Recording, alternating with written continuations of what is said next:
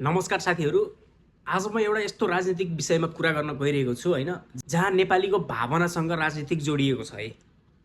Finally अहिले रवि लामिछानेको सम्झौता भएको छ। यो एउटा खुसीको कुरा पनि हो नेपाली जनताको लागि। किनभने जति पनि नेपाली जनताहरूले चाहेका थिए कि पुराना नेताहरू सबै डाउन हुन्। पुराना नेताहरूबाट केही पनि आश छैन नेपाली जनताको लागि, कुनै पनि आश छैन। उनीहरूले केही गर्न पनि सक्दैनन् र भ्रष्टाचार बढेको बढै छ। त्यही भएर पुरानो पार्टीबाट नेपाली जनताहरू वाक्क दिक्क प्याक्क भएर केही विकल्प खोजिरहेका थिए र यो विकल्पको लागि रवि बालेन भनेको एकदम पर्फेक्ट सुट हुन्छ क्या अहिलेको लागि, नेपाली जनताको लागि। र नेपाली जनताले चाहे अनुसार रवि लामिछानेले सम्झौता गर्नुपर्ने थियो र सँगै अगाडि बढ्ने भनेर कसम खाएका छन्। यो भनेको एउटा नेपाली जनताको लागि एकदम खुसीको कुरा हो।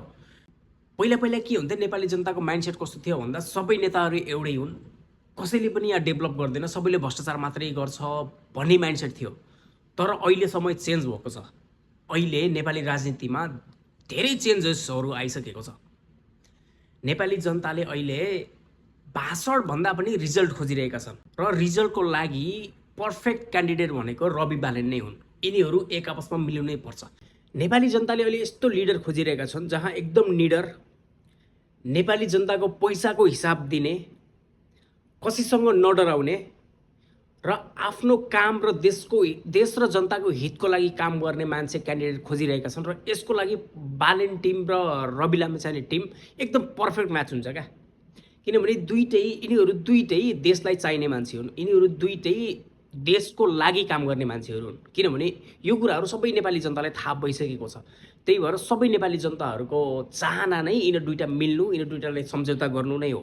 अनि एउटा क्वेसन मार्क के छ भन्दा, के सबै ठिक भइसक्यो त? सबै ठिक भइसक्यो। अब यिनीहरू दुईटा मिले अब देश एकदम सिङ्गापुर जस्तो बन्छ भन्ने माइन्ड सोच्ने हो त? होइन। अब चुनौतीहरू एकदमै धेरै छ, धेरै चुनौतीहरू छ। यिनीहरू दुईटा त मिले ओके, किनभने दुईटैको माइन्डसेट फेरि फरक छ, दुईटैको सोच्ने क्षमता फरक छ। एउटासँग एटिट्युड छ भने अर्कोसँग डबल एटिट्युड छ। हो, यो कुरा नेपाली जनताले पनि बुझ्नुपर्छ। किनभने जोसँग एउटै टिममा दुईवटा लिडर भयो भने, एउटै जङ्गलमा दुईवटा राजा भयो भने त्यो राजा कहिले पनि टिक्न सक्दैन क्या। तिनीहरू राजा बीच झगडा पनि हुनसक्छ, लडाइँ हुनसक्छ। हो, यो कुरा पनि बुझ्नुपर्छ।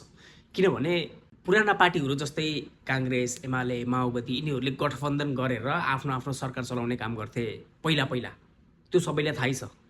हो, यो हिसाबले पनि जान सक्छ। यदि यो हिसाबले गयो भने, सबै कुर्सीको खेल, सबै कुर्सीको लोभमा गयो भने फेरि देश जहाँको त्यही हो, जहाँको त्यही हो देश।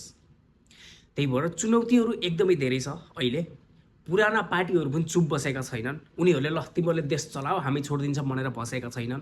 उनीहरूसँग पनि फेस गर्नु छ, नेपाली जनतासँग फेस गर्नु छ। त्यही भएर अहिले चुनौतीहरू एकदमै धेरै छ। यही चुनौतीलाई पार गर्दै गर्दै गर्दै गएर देश र जनताको लागि काम गर्नुपर्छ।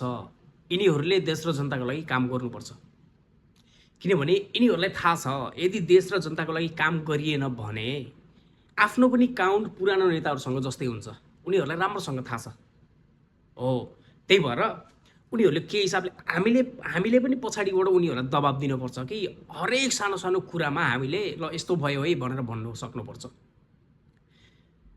हामीले कुन हिसाबले, नेपाली जनताले कुन हिसाबले हेर्छ भन्दा, कसैले गल्ती गर्यो होइन, गल्ती गरिसकेपछि त्यसलाई निकालिदिने खलास।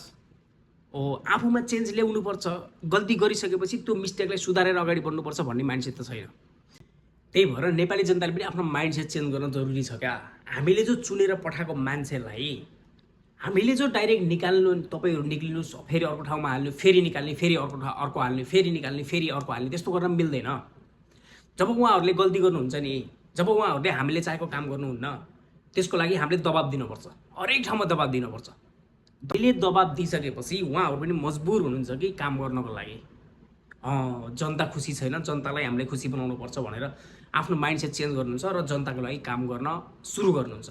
जस्तो हामीले रवि लामिछाने, बालेन्द्र शाहलाई हामीले प्रधानमन्त्री, गृहमन्त्री अथवा केही बनायौँ भने, यदि जनताको लागि काम गरेनन् भने हामीले उनीहरूलाई दबाब दिनुपर्छ क्या। हामीले उनीहरूलाई होइन तिमीहरू निक्ल्यौ भन्ने होइन, यहाँ गल्ती भएको छ, यहाँ यो काम भएको छैन भनेर हामीले दबाब दिनुपर्छ। प्रोटेस्ट गर्ने ठाउँमा प्रोटेस्ट गर्ने पनि हो, तर त्यो ताइले तुइको माग लिएर प्रोटेस्ट गर्ने होइन, सही तरिकाले प्रोटेस्ट गर्ने हो। जनताको लागि काम गरेको छैन भने चाहिँ प्रोटेस्ट गर्ने हो। हामीले त्यो हिसाबले अगाडि बढ्नुपर्छ। यिनीहरू अहिले मिलेका छन् र त्यसको लागि धेरै धेरै शुभकामना तपाईँहरूलाई। देशको लागि काम गर्नुहोस्, जनताको लागि काम गर्नुहोस् र जनता खुसी हुन् तपाईँको काम देखेर।